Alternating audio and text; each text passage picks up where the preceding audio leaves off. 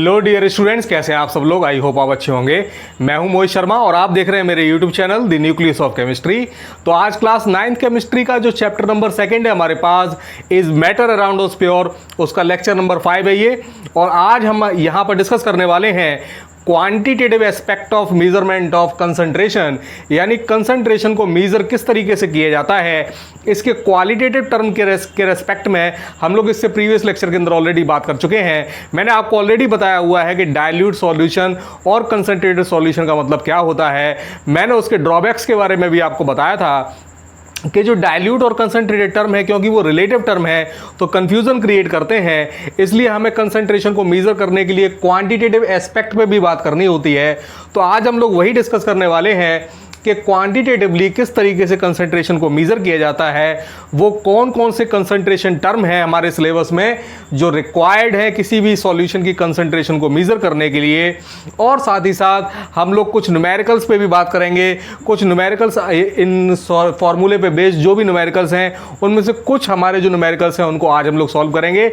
इससे next video lecture आएगा वो फुल न्यूमेरिकल बेस्ड आपका लेक्चर होगा, यानी इस कॉन्सेप्ट्स के रिलेटेड जितने भी आपके इंपॉर्टेंट क्वेश्चंस हैं, जितने भी आपके क्वेश्चंस हैं जिन पर ये फॉर्मूले अप्लाइड होते हैं, वो सारे के सारे आपको जो न्यूमेरिकल्स हैं वो अच्छी तरीके से मैं सॉल्व करवाऊंगा, ताकि ये जो आपके फॉर्मूले हैं वो अच्छी तरीके से आपको अप्लाई करना आ जाए।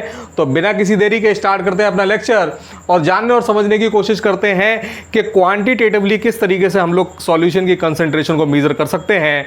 तो क्वांटिटेटिवली सॉल्यूशन की कंसंट्रेशन को मेजर करने के वैसे तो बहुत सारे कंसंट्रेशन टर्म हैं, लेकिन 3 कंसंट्रेशन टर्म हमारे सिलेबस में है। इन टर्म्स ऑफ परसेंटेज हम लोग परसेंटेज निकाल सकते हैं, या तो सॉल्यूशन की कंसंट्रेशन मास परसेंटेज के रूप में कैलकुलेट कर सकते हैं, या फिर वॉल्यूम परसेंटेज के रूप में कैलकुलेट कर सकते हैं, या फिर थर्ड हमारे पास आता है mass by volume percentage. Mass by volume percentage के रेस्पेक्ट में हम लोग सॉल्यूट की कितनी क्वांटिटी हम लोगों ने सॉल्यूशन या फिर सॉल्वेंट के अंदर डिसॉल्व कर रखी है उसको क्वांटिटेटिवली क्या कर सकते हैं, मेजर कर सकते हैं। ओके, जानने और समझने की कोशिश करते हैं। हमारा पहला कंसंट्रेशन टर्म जिसको हम लोग बोलते हैं मास परसेंटेज, या फिर जिसको लिखा जाता है W/W परसेंट। W/W परसेंट का मतलब हो गया वेट बाई वेट परसेंटेज। याद रखिए, मैक्सिमम जो केमिस्ट्री है, केमिस्ट्री के अंदर हम लोग मास और वेट को इंटरचेंजेबली इस्तेमाल करते हैं, यानी केमिस्ट्री में जनरली मास और वेट में कोई डिफरेंस नहीं रखा जाता। ये फिजिक्स में जैसे आपको बताया जाता है कि मास डिफरेंट चीज़ है, वेट अलग होता है, वेट में हम लोग ग्रेविटेशन को भी काउंट कर लेते हैं, लेकिन केमिस्ट्री में जनरली हम लोग ये फैक्टर अप्लाई नहीं करते। तो कहीं भी आपको मास लिखा हुआ नज़र आए या फिर वेट लिखा हुआ नज़र आए, आप उसको एक ही तरीके से मानिएगा। केमिस्ट्री में जनरली हम लोग जो जी फैक्टर होता है, जिसको हम लोग ग्रेविटेशन वाला फैक्टर बोलते हैं, उसको हम लोग यहाँ पर काउंट नहीं करते हैं। ओके, तो what is the meaning of mass percentage या वेट बाई वेट परसेंटेज। तो मास परसेंटेज या वेट बाई वेट परसेंटेज का मतलब होता है it is basically the percentage और the ratio of mass of solute to the mass of solution. उसको हम लोग क्या बोलते हैं, मास परसेंटेज के नाम से जानते हैं। यानी सॉल्यूट का जो भी हमारे पास मास है, अगर मैं उसको डिवाइड कर दूं सॉल्यूशन के मास से और मल्टीप्लाई कर दूं 100 से। 100 से मल्टीप्लाई क्यों कर रहे हैं, क्योंकि हम लोग निकाल रहे हैं यहाँ पर परसेंटेज। और आप ये छोटी क्लासेस से ही पढ़ के आते हैं कि परसेंटेज हम लोग हमेशा 100 के रिस्पेक्ट में ही निकालते हैं। तो जब भी परसेंटेज की बात होगी तो हम लोगों को किससे मल्टीप्लाई करना पड़ेगा, 100 से। तो what is the meaning of mass percentage. Mass percentage का मतलब क्या हो गया, it is basically the ratio of mass of solute to the mass of solution. और क्योंकि परसेंटेज में काउंट कर रहे हैं इसलिए हमको मल्टीप्लाई क्या कर देना 100 से। ये क्या कहलाएगा, आपका मास परसेंटेज, या इसी को हम लोग क्या बोलेंगे, वेट बाई वेट परसेंट बोला करेंगे। ओके, नाउ अब मैंने आपको पहले ही बताया कि सॉल्यूशन के 2 कंपोनेंट होते हैं, एक होता है हमारे पास सॉल्यूट, दूसरा होता है हमारे पास सॉल्वेंट। तो आपको अगर मान लीजिए या तो सॉल्यूशन का मास दिया होगा न्यूमेरिकल में, या फिर आपको सॉल्यूट का अलग दे रखा होगा, सॉल्वेंट का अलग दे रखा होगा, और सॉल्यूशन का मास क्योंकि वहां पर नहीं दिया होगा, लेकिन हम तो जानते हैं क्योंकि सॉल्यूशन के अंदर सॉल्यूट और सॉल्वेंट दोनों प्रेजेंट होते हैं। तो अगर मुझे मास ऑफ सॉल्यूशन निकालना है तो वो क्या होगा, हमारे पास mass of solute plus mass of solvent. तो इस फॉर्मूले को और कैसे लिखा जा सकता है, mass of solute divided by mass of solute plus mass of solvent which is equal to the mass of solution. और क्योंकि परसेंटेज है तो अगेन किससे मल्टीप्लाई करेंगे हम लोग, 100 से मल्टीप्लाई मल्टीप्लाई करेंगे और इस तरीके से ये फॉर्मूले हो गए हमारे पास mass of solute upon mass of solution into 100, या फिर हम लोग क्या काम कर सकते हैं, मास of solute upon mass of solute plus mass of solvent multiplied by 100, ये क्या हो जाएगा, हमारा मास परसेंटेज हो जाएगा। आई होप क्लियर हुआ होगा आपको। चलिए नेक्स्ट बात करते हैं हम लोग वॉल्यूम परसेंटेज, या फिर इसको हम लोग शॉर्ट में लिखते हैं V बाई V परसेंट, यानी वॉल्यूम बाई वॉल्यूम परसेंट। यानी न्यूमरेटर में भी हम लोग वॉल्यूम ले रहे होंगे, डिनोमिनेटर में भी वॉल्यूम ले रहे होंगे, इसलिए क्या लिखा गया हमारे पास V बाई V परसेंट। देखिए जानने और समझने की कोशिश कीजिए सबसे पहले कि वॉल्यूम परसेंटेज की रिक्वायरमेंट क्यों है। देखिए कभी कभार क्या होता है कि आपका सॉल्यूशन जो है वो liquid in liquid type of solution होता है, यानी आपका जो सॉल्यूट है वो भी लिक्विड है, जो सॉल्वेंट आपने लिया है वो भी लिक्विड है, और जो आपने का सॉल्यूशन बना है वो भी लिक्विड कंडीशन में बना है। यानी आपके जो कंपोनेंट हैं सॉल्यूट और सॉल्वेंट वो आपके लिक्विड कंडीशन में है, और सॉल्यूशन जो फाइनली मिल रहा है वो भी आपका लिक्विड है। यानी तीनों जो हमारे पास चीज़ें हैं उनकी फिजिकल कंडीशन सेम है। तो आपको पता है ऑलरेडी कि लिक्विड का मास निकालना उतना आसान नहीं होता जितना उसका आसान होता है वॉल्यूम निकालना, क्योंकि हमारे पास वॉल्यूम निकालने के लिए अलग हमारे पास आपको मालूम है कि मीजरिंग डिवाइसेस आती हैं, हमारे पास मीजरिंग फ्लास्क आते हैं, या फिर मार्केट में कई सारे बीकर आते हैं जो ग्रेजुएटेड बीकर्स होते हैं जिनके ऊपर मार्किंग होती है। तो ऐसी कई सारी चीज़ें होती हैं जिससे हम लोग लिक्विड के वॉल्यूम को क्या कर सकते हैं, मीज़र कर सकते हैं। तो लिक्विड का वॉल्यूम मीज़र करना ज़्यादा आसान होता है इन कंपेरिजन टू उसका मास मीज़र करना। तो अगर हमारे पास कोई liquid in liquid type of solution है तो वहाँ पर हम लोग कंसंट्रेशन जनरली किसके टर्म में डिफाइन करना ज़्यादा बेटर रहेगा, बिल्कुल सही, वॉल्यूम के रेस्पेक्ट में डिफाइन करना ज़्यादा सही रहेगा। यानी हम लोग वॉल्यूम परसेंटेज निकालेंगे, मास बाई मास परसेंटेज या weight by wait percent generally हम लोग वहाँ पर फॉलो नहीं करते। तो याद रखिएगा लिक्विड सॉल्यूशन या liquid in liquid type of solution के लिए जनरली हम लोग कौन सा फॉर्मूला अप्लाई करते हैं, वॉल्यूम परसेंटेज का फॉर्मूला अप्लाई करते हैं। अगेन आप क्वेश्चन अराइज होता है कि वॉल्यूम परसेंटेज का मतलब क्या हो गया, तो अगेन परसेंटेज है तो 100 से मल्टीप्लाई करना ही है। बाकी यहाँ पर हम लोगों ने लिया था मास ऑफ सॉल्यूट, तो यहाँ पर क्या हो जाएगा हमारे पास वॉल्यूम ऑफ सॉल्यूट डिवाइड किससे कर देंगे, वॉल्यूम ऑफ सॉल्यूशन से, क्योंकि परसेंटेज है तो किससे मल्टीप्लाई कर देंगे, 100 से। नाउ अगेन अगर मान लीजिए आपको वॉल्यूम ऑफ सॉल्यूशन नहीं दिया, आपको वॉल्यूम ऑफ सॉल्यूट दे रखा है, वॉल्यूम ऑफ सॉल्वेंट दे रखा है, तो वॉल्यूम ऑफ सॉल्यूशन कैसे निकालेंगे। तो अभी मैंने आपको बताया क्योंकि सॉल्यूशन में दो ही कंपोनेंट है, एक सॉल्यूट है दूसरा सॉल्वेंट है, तो यहाँ पर अगर आपको वॉल्यूम ऑफ सॉल्यूशन निकालना है तो सॉल्यूट का जो भी वॉल्यूम दिया होगा, सॉल्वेंट का जो भी वॉल्यूम दे रखा होगा, दोनों को मैं ऐड कर दूंगा। ऐड करने के बाद जो मेरे पास फाइनल वॉल्यूम आएगा वही क्या बन जाएगा, हमारे पास वॉल्यूम ऑफ सॉल्यूशन बन जाएगा। ओके तो वॉल्यूम परसेंटेज का मतलब क्या हुआ, volume of solute upon volume of solution multiplied by 100। इस तरीके से हम लोग लिक्विड बाई लिक्विड सॉल्यूशन के अंदर कंसंट्रेशन को क्या कर सकते हैं, कैलकुलेट कर सकते हैं। ओके चलिए नेक्स्ट देखते हैं। हमारे पास लास्ट कंसंट्रेशन टर्म है हमारे पास जो हमारे 9th क्लास के सिलेबस में है, मास बाई वॉल्यूम परसेंटेज। कौन सा कंसंट्रेशन टर्म है हमारे पास, मास बाई वॉल्यूम परसेंटेज। यानी यहाँ पर आप बेसिकली ऐसा समझिए कि जनरली ये वो हमारे पास सॉल्यूशन होंगे जिसमें सॉल्यूट जो होगा जनरली आपका सॉलिड कंडीशन में होगा, जबकि सॉल्वेंट जो होगा आपका लिक्विड कंडीशन में होगा। तो मैंने अभी आपको बताया कि जो सॉलिड कंपोनेंट है उसका मास निकालना क्योंकि ज़्यादा आसान है, जो लिक्विड कंपोनेंट है उसका वॉल्यूम निकालना ज़्यादा आसान है। तो जनरली हम लोग कौन सा कंसंट्रेशन टर्म इस्तेमाल करेंगे, अगर हमारे पास solid and liquid type of solution होगा तो उस कंडीशन में हमारे पास ये कंसंट्रेशन टर्म बड़ा काम का है। हम लोग मास बाई वॉल्यूम परसेंटेज का इस्तेमाल करेंगे, सॉल्यूशन का वॉल्यूम कैलकुलेट कर लेंगे, सॉल्यूट का मास कैलकुलेट कर लेंगे और दोनों को डिवाइड करके 100 से मल्टीप्लाई कर देंगे तो हमारे पास क्या आ जाएगा, मास बाई वॉल्यूम परसेंटेज आ जाएगा।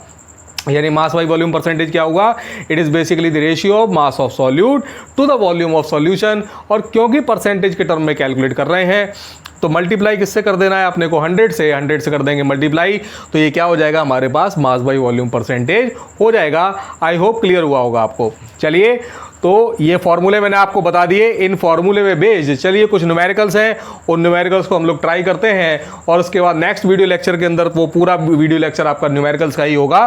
तो चलिए सबसे पहले हम लोग देखते हैं क्वेश्चन नंबर 1। क्वेश्चन नंबर 1 दे रखा है आपके पास 2.5 gram of solute are dissolved in 25 gram of solution. Solute की क्वांटिटी दे रखी है आपको 2.5 ग्राम, सॉल्यूशन दे रखा है आपको 25 gram. To form a saturated solution, हम लोग क्या बना रहे हैं, एक सैचुरेटेड सॉल्यूशन बना रहे हैं। आपको पता करना है find mass percentage of solute, यानी सॉल्यूट का क्या कैलकुलेट करना है, आपको मास परसेंटेज कैलकुलेट करना है। ये क्वेश्चन आपको दिया हुआ है। तो चलिए देखते हैं ज़रा इसको किस तरीके से सॉल्व किया जाएगा। चलिए देखिए किस तरीके से सॉल्व करेंगे। सबसे पहले जब भी न्यूमेरिकल आपको कोई भी अटेम्प्ट करना होता है तो वहाँ पर मोस्ट इंपॉर्टेंट काम ये होता है कि सबसे पहले आपको लिखना होता है कि गिवन क्या है, आपको ऑलरेडी जो डेटा है वो कौन सा गिवन है, क्या चीज़ दी हुई है आपको। तो सबसे पहली चीज़ देखिए, यहाँ पर आपको सॉल्यूट का मास गिवन है, यानी आप सबसे पहले क्या लिखेंगे, गिवन क्या है हमारे पास, आपको दे रखा है mass of solute. Mass of solute कितना दे रखा है आपको, क्वांटिटी लिखेंगे उसकी 2.5 ग्राम आपको दे रखा है। इसके बाद दे रखा है सॉल्यूशन का मास, यानी मास ऑफ सॉल्यूशन क्या हो जाएगा हमारे पास, मास ऑफ सॉल्यूशन आपको दे रखा है 25 ग्राम। अब क्या आपको बोला गया है, क्या कैलकुलेट करना है, आपको मास परसेंटेज कैलकुलेट करना है सॉल्यूट का। याद कीजिए मास परसेंटेज का फॉर्मूला क्या है, मास परसेंटेज का फॉर्मूला है mass of solute upon mass of solution, और परसेंटेज है तो किससे मल्टीप्लाई करेंगे, 100 से। तो मास ऑफ सॉल्यूट कितना दे रखा है आपको 2.5 ग्राम, सॉल्यूशन का मास कितना दे रखा है 25 ग्राम, यानी कि इसे कैलकुलेट करेंगे यहाँ पर। तो आपको दे रखा है मास परसेंटेज के लिए मास ऑफ सॉल्यूट दे रखा है 2.5 ग्राम, सॉल्यूशन का मास दे रखा है 25 ग्राम। तो मास परसेंटेज क्या हुआ आपका, मास परसेंटेज का फॉर्मूला लगाइए, मास ऑफ सॉल्यूट कितना दे रखा है आपको 2.5, मास ऑफ सॉल्यूशन दे रखा है 25, मल्टीप्लाई करेंगे 100 से, कैंसिल आउट करेंगे, 1 टाइम जाएगा, ये हो जाएगा 0.1, और इसको मल्टीप्लाई करोगे तो क्या हो जाएगा हमारे पास 10% आपकी वैल्यू आ जाएगी। यानी हमारे पास सॉल्यूट के लिए जो मास परसेंटेज आएगा वो कितना परसेंटेज आ गया, 10%। आई होप ये क्वेश्चन क्लियर हुआ होगा आपको। ओके, चलिए बात करते हैं क्वेश्चन नंबर सेकंड की। क्वेश्चन नंबर सेकंड किस तरीके से सॉल्व किया जाए। क्वेश्चन नंबर सेकंड अगेन क्या गिवन क्या है आपके पास में, देखिए ए solution is prepared by dissolving 5 gram of urea in 95 gram of water. अब वाटर दे रखा है, इसका मतलब क्या है, पानी क्या होता है हमारे पास, सॉल्वेंट। सॉल्यूट यूरिया दे रखा है आपको, उसकी क्वांटिटी कितनी दे रखी है 5 ग्राम। यानी गिवन क्या है, सबसे पहले आपके पास आपको दे रखा है mass of solute. Mass of solute देखिए कितना है आपके पास, तो मास ऑफ सॉल्यूट या फिर मास ऑफ यूरिया अगर आप चेक करेंगे ये दे रखी है वैल्यू आपको 5 ग्राम। अगर आप देखेंगे mass of water, mass of water का मतलब क्या हो गया हमारे पास, मास ऑफ सॉल्वेंट। तो मास ऑफ सॉल्वेंट दे रखा है या फिर मास ऑफ वाटर दे रखा है आपको 95 ग्राम, ये वैल्यू दे रखी है। आपको बोला गया what is the mass percentage of urea in the solution, आपको यूरिया का मास परसेंटेज कैलकुलेट करके बताना है। तो अगेन आपको क्या करना पड़ेगा, mass percentage of urea, formula लगाएंगे हम लोग, मास परसेंटेज ऑफ यूरिया। तो मास परसेंटेज ऑफ यूरिया का मतलब क्या हो जाएगा, अपने को लिखना है मास ऑफ सॉल्यूट यानी mass of urea. Mass of solution नहीं दिया है, लेकिन सॉल्यूट और सॉल्वेंट क्योंकि दोनों का मास दे रखा है, तो क्या लिखेंगे हम लोग यहाँ पर, क्या लिखेंगे आपका mass of urea plus mass of water, और परसेंटेज है तो किससे मल्टीप्लाई कर देंगे, 100 से मल्टीप्लाई कर देंगे। वैल्यू पुट कीजिए, मास ऑफ यूरिया दे रखा है आपको 5 upon mass of urea again 5 दे रखा है, मास ऑफ सॉल्वेंट जो आपको दे रखा है वो कितना दे रखा है 95, यानी 5 + 95 मल्टीप्लाई कर देंगे इसको 100 से, दिख रहा है साफ साफ 5 अपॉन हो जाएगा आपका 100 इंटू 100, 100 से 100 कैंसिल आउट हो जाएगा, यानी वैल्यू आ जाएगी आपके पास कितनी 5%। यानी इस क्वेश्चन का आंसर क्या हो जाएगा हमारे पास 5%। यूरिया का मास परसेंटेज कितना आएगा आपके पास 5%। आई होप ये क्वेश्चन भी आपको क्लियर हुआ होगा। चलिए मूव करते हैं अपने क्वेश्चन नंबर थर्ड की तरफ। क्वेश्चन नंबर थर्ड दे रखा है आपको 30 ml of ethanol is dissolved in 120 ml of water, what is the volume percentage of ethanol. आपको बोला गया है कि जो वॉल्यूम परसेंटेज होगा एथेनॉल का वो क्या होगा, ये कैलकुलेट करके आपको बताना है। यानी अब ये जो क्वेश्चन आया वो किसका है, हमारा वॉल्यूम परसेंटेज का है, क्योंकि क्वांटिटी आपकी ग्राम में नहीं दे रखी, यूनिट देखिए ग्राम नहीं दे रखी है, आपको यूनिट क्या दे रखी है ml, यहाँ भी ml है, मिलीलीटर यहाँ भी ml है। ml में हम लोग क्या कैलकुलेट करते हैं, वॉल्यूम कैलकुलेट करते हैं। तो यहाँ पर क्वेश्चन में वैसे तो आपको ऑलरेडी दे रखा है कि वॉल्यूम परसेंटेज कैलकुलेट करना है। तो चलिए देखते हैं, बहुत आसान क्वेश्चन है, देखते हैं किस तरीके से सॉल्व करें। तो देखिए सबसे पहले अगेन फिर मैंने बोला हुआ है आपको ऑलरेडी, सबसे पहले तो चेक करना है गिवन क्या है आपको। तो आपको दे रखा है एथेनॉल का वॉल्यूम, तो वॉल्यूम ऑफ एथेनॉल क्या दे रखा है आपको, वॉल्यूम ऑफ एथेनॉल ये आपको दिया हुआ है 30 ml, ये 30 ml दे रखा है। इसके बाद दे रखा है वॉल्यूम ऑफ वाटर, तो वॉल्यूम ऑफ वाटर दे रखा है आपको, ये दे रखा है आपको क्वांटिटी 120 ml, ये दे रखी है आपको। अब आपसे बोला गया कि आपको कैलकुलेट करना है वॉल्यूम परसेंटेज ऑफ एथेनॉल। तो कैसे कैलकुलेट करेंगे? तो वॉल्यूम परसेंटेज ऑफ एथेनॉल का मतलब क्या हो गया? सॉल्यूट का वॉल्यूम, सॉल्यूट क्या है हमारे पास? एथेनॉल। तो वॉल्यूम ऑफ एथेनॉल लिखेंगे ऊपर, वॉल्यूम ऑफ सॉल्यूशन नहीं दिया, लेकिन सॉल्यूट और सॉल्वेंट का आपको अलग अलग वॉल्यूम दे रखा है। तो यहाँ पर क्या लिखेंगे आप? सबसे पहले लिखेंगे volume of ethanol plus volume of water, और क्योंकि ये आपका परसेंटेज में है तो 100 से कर देंगे मल्टीप्लाई, वैल्यू पुट कीजिए, ऊपर आ जाएगा हमारे पास 30 अपॉन ये हो जाएगा हमारे पास 30 प्लस 120 इंटू 100। तो इसको आप सॉल्व करेंगे तो ये आ जाएगा 30 अपॉन 150 इंटू 100, ये चला जाएगा हमारे पास 5 टाइम्स और ये हो जाएगा 20। तो इस तरीके से हमारा आंसर आ गया 20%। कितना आंसर आ गया हमारे पास? 20% आंसर आ गया। यानी एथेनॉल का जो हमारे पास वॉल्यूम परसेंटेज है वो कितना आ गया हमारे पास? 20%। आई होप ये क्वेश्चन आपको क्लियर हुआ होगा। किस तरीके से इसको सॉल्व किया गया है वो भी आपको समझ में आया होगा। फिर से देख लीजिए किस तरीके से सॉल्व किया है। ये सारी वैल्यूज़ यहाँ पर कैलकुलेट कर जो भी है फॉर्मूले के अंदर रख दी गई हैं। सिंपल सी कैलकुलेशन है। कैलकुलेशन करने के बाद आपका आंसर क्या आ जाएगा? 20% आपका आंसर आ जाएगा। तो आई होप ये क्लियर हुआ होगा आपको। तो आज क्वांटिटेटिव रेस्पेक्ट में हम लोगों ने जो बात की वो आपको क्लियर हुई होगी। कुछ बेसिक न्यूमेरिकल आज हम लोगों ने सॉल्व किए जो कि बहुत आसान से न्यूमेरिकल थे, सिंपल फार्मूला बेस्ड न्यूमेरिकल थे, तो वो भी आपको क्लियर हुए होंगे। अब इसका जो नेक्स्ट वीडियो लेक्चर है उसके अंदर इन कंसंट्रेशन टर्म पे बेस्ड जितने मैक्सिमम से मैक्सिमम न्यूमेरिकल सॉल्व करवाए जा सकते हैं वो सारे के सारे क्वेश्चंस मैं आपको सॉल्व करवाने की कोशिश करूंगा। ओके, इसी तरीके से चैनल के साथ बने रहिए, देखते रहिए चैनल को। Thank you very much.